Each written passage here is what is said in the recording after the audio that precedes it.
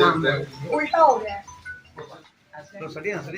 कि हम लोगों ने एक अखिल भारतीय सांस्कृतिक यात्रा का आयोजन किया जिसका नाम हम लोगों ने ढाई आखर प्रेम का रखा है।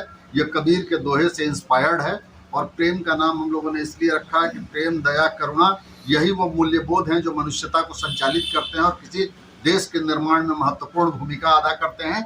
और इसीलिए हम लोगों ने इस देश के दो सिंबल्स को साथ साथ ज्वाइंट करने की कोशिश की है। 28 तारीख को भगत सिंह के जन्म दिवस के मौके से इस यात्रा की शुरुआत राजस्थान से हुई और दिल्ली में 30 तारीख को गांधी के शहादत के मौके पर इस यात्रा का अंत होगा। गांधी ने किन मूल्यों के लिए और किन बातों के लिए शहादत दी ये हिंदुस्तान के लोगों को पता है। भगत सिंह और गांधी दोनों धर्मनिरपेक्ष हिंदुस्तान के सपने के साथ थे और हिंदुस्तान की धर्मनिरपेक्षता और हिंदुस्तान का संविधान और हमारा जो सामाजिक ताना बाना है सब के सब संकट में पड़े हुए हैं। और इसीलिए हम लोग कबीर के इस दोहे के साथ साथ इस यात्रा की शुरुआत करना चाहते हैं। अंतर्राष्ट्रीय परिदृश्य भी कोई अच्छा नहीं है। उधर यूक्रेन और रूस का युद्ध चल रहा है, इधर इजराइल और हमास के बीच जो संघर्ष है वो आप देख रहे हैं। इसीलिए हिंसा से भरी हुई इस दुनिया में प्रेम ही हमारी एकमात्र आशा है। जनता के पास जो प्रेम है हम उसका आवाहन करेंगे और हमारे पास जो प्रेम है वो जनता को समर्पित करेंगे। ये एक आदान प्रदान की प्रक्रिया है जो असल में हिंदुस्तान के संविधान में जो भारत की व्याख्या है, सर्वोत्तम अभिव्यक्ति है, उस अभिव्यक्ति को मतलब रिटेन करने की कोशिश है। ये एक छोटा सा प्रयास है जिसमें तमाम तरह के समान धर्म संगठन शामिल हैं। ये संगठन ये प्रयास जो है एक साझा प्रयास है। बस एक चीज बताइए, पूरी देश में अभी हिंदू लहर चल रहा है, आप जिस विचार से यात्रा कर रहे हैं वह विचार अभी हट के अभी तो खाली हिंदू मुस्लिम और उसमें सरकार चल रही है, उसमें वोट मिल रहा है। तो आपको नहीं लग रहा कि आपकी जो यात्रा है, जो आप संदेश देना चाहते हैं वो नगण्य हो जाएगा? बिल्कुल, इसीलिए इस यात्रा की ज़्यादा ज़रूरत है। जब कहने के लिए जैसे शब्दों की हत्या होने लगे तो हम लोग तो इस आशय को मानने वाले लोग हैं कि प्रेम के बीज तत्व बचे रहें ताकि जैसे जब धरती हमवार हो जाए तो फिर से उस बीज को लगा के धरती के छाती को लहलाया जा सके। इसीलिए संकट जब ज़्यादा गहरा हो तो ज़्यादा प्रतिबद्धता की इतिहास आपसे मांग करता है। इसीलिए हम समझते हैं कि आपने जो कहा वही इस यात्रा की प्रासंगिकता की घोषणा है, क्योंकि जब ये लहर चल रही हो और ये सब कुछ हो रहा हो वैसे में कौन लड़ेगा इनसे? कोई ना कोई तो लड़ेगा ही। और ऐसा नहीं है, दुनिया कभी कभी टेक ओवर होती। हिटलर ने टेक ओवर किया जर्मनी को, अब कोई नाम लेवा नहीं है, और उसको ऐसा ही जन समर्थन हासिल था। पूरी मैदान भर जाया करती थी और चारों तरफ जैसे हिटलर की आवाज़ आया करती थी। ऐसी ही कुछ समानधर वैसी ही कुछ साउंडिंग जैसे हिंदुस्तान के अंदर आपको सुनाई पड़ रही है। लेकिन हिटलर कहाँ खड़े हैं और ब्रेक और दूसरे तमाम तरह के लोग जो साहित्य और संस्कृति के माध्यम से वो लड़ रहे थे, वो इतिहास के चमकते हुए सितारे हैं और वो इतिहास के डस्टबिन के हिस्सा हैं। इसीलिए इस निराशा भरे दौर में भी हम आशान्वित हैं और हम समझते हैं कि ये हमारा कर्तव्य है। भारतीय जो लोकतंत्र, भारतीय जो जनता है सर, वह मंडल में भी आंदोलन की थी, पब्लिक साथ देते थे।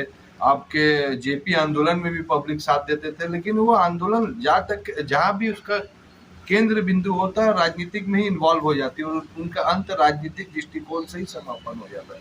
तो आपका जो मकसद है क्या राजनीतिक है? मेरा मकसद उन अर्थों में राजनीतिक नहीं है, लेकिन राजनीति ये तय करेगा अगर कि हिंदुस्तान का संविधान कैसा होगा। राजनीति अगर ये तय करेगा कि इस देश का लोकतंत्र का भविष्य क्या होगा। अगर ये प्रश्न राजनीतिक हैं तो हम उनसे सांस्कृतिक तौर से टकराते हुए भी एक ऐसी राजनीति की बात करेंगे जिस राजनीति की बात भगत सिंह, नेहरू, गांधी और तमाम तरह के स्वतंत्रता सेनानियों ने की थी। और हिंदुस्तान का जो राष्ट्रवाद है वो भारतीय स्वतंत्रता संग्राम के गर्भ से ब्रिटिश साम्राज्यवाद के से जूझते हुए निकला है। हम उस परंपरा को आगे बढ़ाना चाहते हैं। अगर इन अर्थों में इसको आप राजनीति समझते हैं तो बेशक हमारा एजेंडा राजनीतिक है, लेकिन ये पूरा अभियान सांस्कृतिक है। चलिए, आप इसमें कैसे सहयोग कर रहे हैं?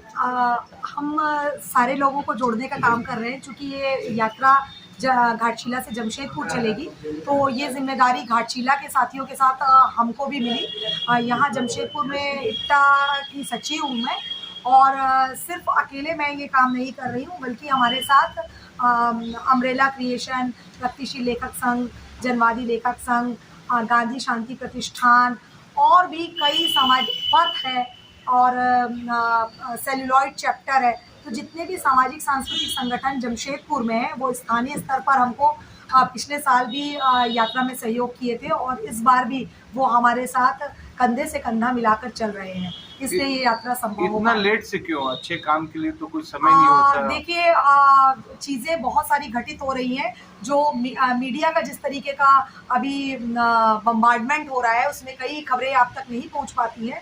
हमारे उत्तर प्रदेश का इतिहास रहा है इट्टा का कि लगभग 25-30 पैदल यात्राएं हुई हैं जो आप जितने भी उत्तर प्रदेश के जाने माने शायर हैं, लेखक हैं, कवि हैं, उनके नाम से यात्राएं चल चुकी है। पिछले साल हम लोगों ने 5 राज्यों में की थी। चूँकि हम लोग वॉलंटरी ऑर्गेनाइजेशन है तो हमारी ताकत रिसोर्स के मामले में बहुत कमज़ोर है हम।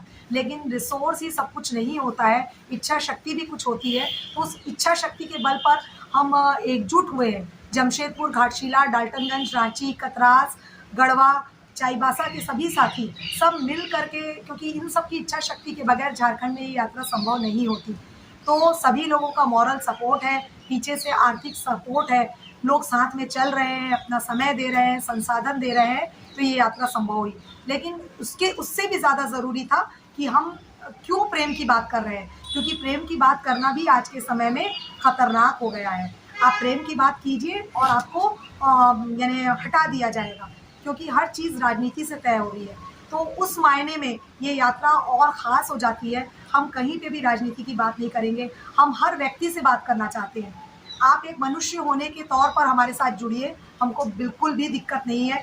हम सारे लोग जो यहाँ बैठे हैं, हम कोई भी किसी भी बैनर को प्रतिनिधित्व नहीं करते, हम सिर्फ ढाई आकर प्रेम का प्रतिनिधित्व कर रहे हैं। हम सभी सहयात्री, सारे साथी ढाई आकर प्रेम को लेकर के चल रहे हैं और लोगों को प्रेम का संदेश दे रहे हैं।